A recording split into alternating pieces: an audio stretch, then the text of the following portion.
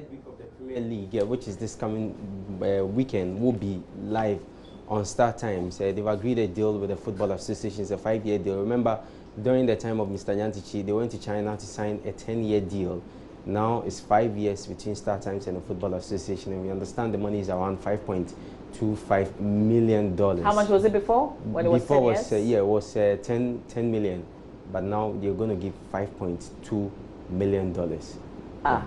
No, it was 2 million rather, sorry, 2 million. For the 10? Yeah, so now they've increased it and they were paying it for a period of time. So the first 5 years was going to attract certain amount of money, and it wasn't just about the money. They were giving other things. They were going to construct pitches for the Premier League teams. Also, they provided an OB van, which will be used to telecast this season's Premier League. They actually started when they signed that deal some years back when Mr. Nyantichi was there. But with this very current administration, a lot of things have changed in terms of the contracts. So it's not just about Star Times. Yes, they have the rights to produce, but you know how the English Premier League, the Premier League produces the matches, and then they have category A, B, C matches, where if, let's say, a company won't get enough resources to purchase category A matches, they still can show matches of the Premier League. So you go for category B and category C. So that's what we are going to see in terms of this new deal that the Football Association has signed with Star Times. And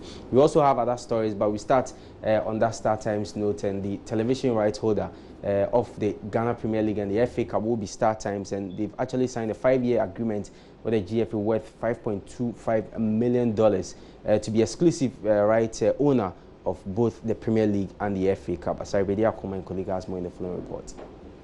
Star Times emerged winners of the competitive bidding process after the GFA accepted their offer, which was the best among other bids.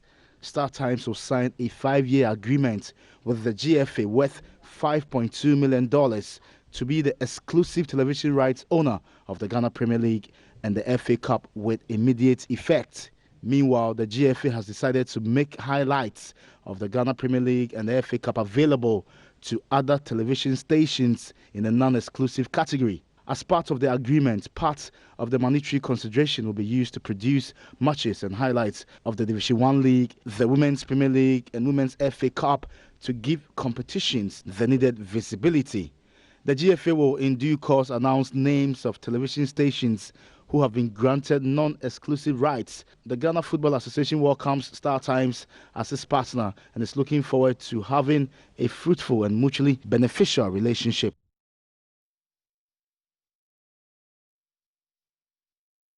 All right, so that was my colleague Asaribedi Ako's report. Now, GFA President Ketu Kuriku has been speaking to us on the finances of the Federation and how this deal is crucial to the enhancement of the Ghana League as well as the other competitions.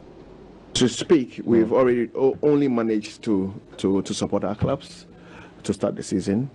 So we gave them 50,000 Ghana cedis, and of course each for the Premier League, and Division 1 25,000 each, and then the women's leagues also 10,000. Of course, that is woefully inadequate. We engage in government to intervene. We engage in aggressively in the private sector. Signs are very, very positive. I received a phone call from a big company that is very, very visible in this country, wanting to be part of the new Football Association. So I'm saying that, yes, at the moment, we don't have the needed resources to fund our leagues, but we are very much positive because of the engagements that are currently ongoing. And we are very positive that given the signals that we have soon, the FA will be in a position to announce new partners.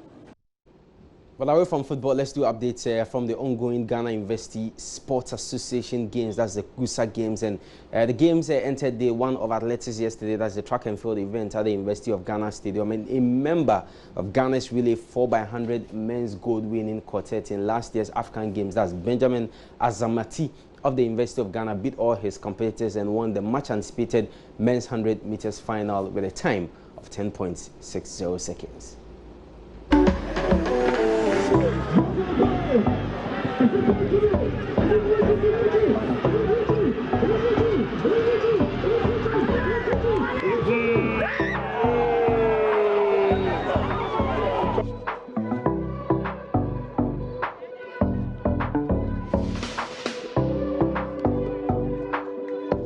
the finish line, and the way you went around, was anything on your mind? Well, yeah, my coach and I have been working towards improving our times and looking at breaking the Gusa record. So through in my mind, I was thinking of breaking the Gusa record. Yeah. 10-6-0, win assisted. Are you excited or not? Well, I'm not excited. Not excited about that, certainly. So that's the part that you're not happy about. It's probably, he's got a shock at it. 10.60. What are you thinking? You thought it was about? Around 10-2. 10-2. But I think it's a headwind. It's a headwind. And it's amazing. It's great to say that you've done well. There are more events coming. I'm sure you're going to be in the 200 meters. Yeah, I'm going to run the 200. What should we expect from you? Well, I'm going to run the 200 meters, and I think this is my second time taking it. We want to see where my time will be, and then we take it from there. It's time to leave us on the team to try and cool off. It's fantastic. Congratulations once again. Thank you very much. The man has been able to retain his title at the Ghana University Sports Association Games. So Benjamin Asamati there with George Adi Jr., who is covering the Gusa Games at the University of Ghana.